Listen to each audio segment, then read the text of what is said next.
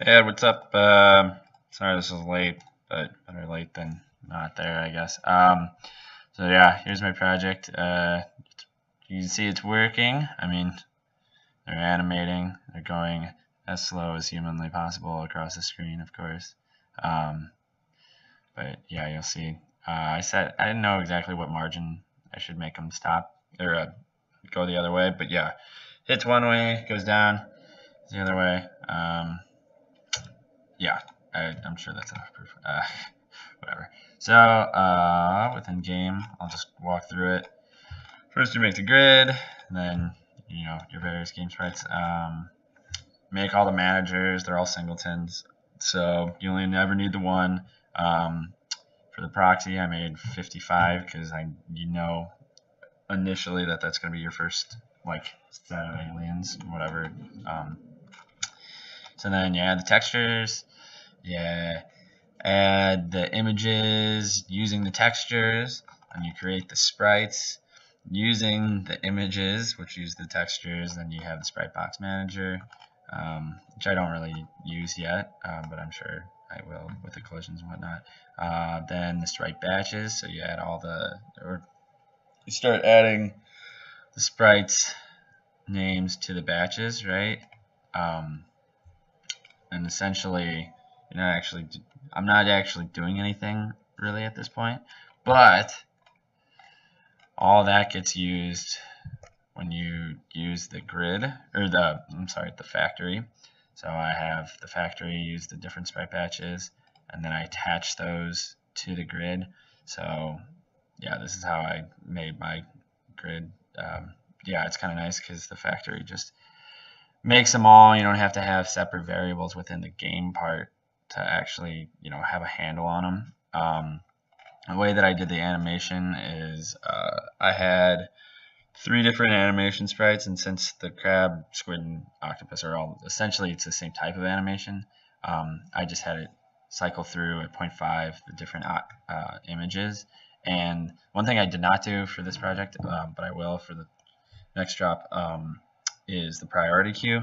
I know you need it for the other animations, but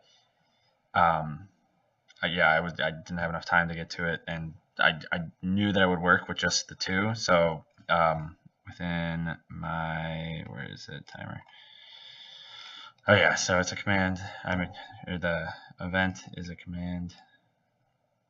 What am I even saying? Sorry. Where are you?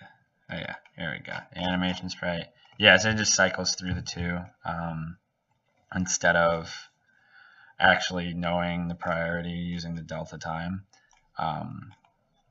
Yeah, because there's 2, it just still works. So then for the movement, let's see, here we go. I made another command class, I guess is how you would put it. So you have the grid, and within the grid, I used oh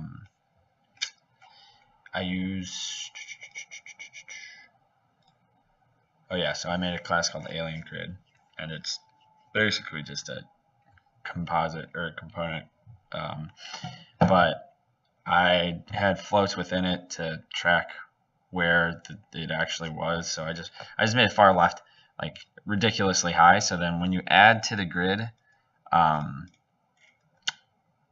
you add the components, right, each of the individual components, I check to see if it's the farthest one to the right or the farthest one to the left, and then I set what those are here.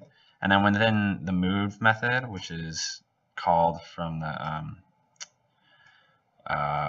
movement sprite, goes through, it checks to see if the farthest right, checks to see that the whole grid is moving right, checks to see if it's hit the farthest right, and if it does, then it moves it all down. Right, so this just moved down.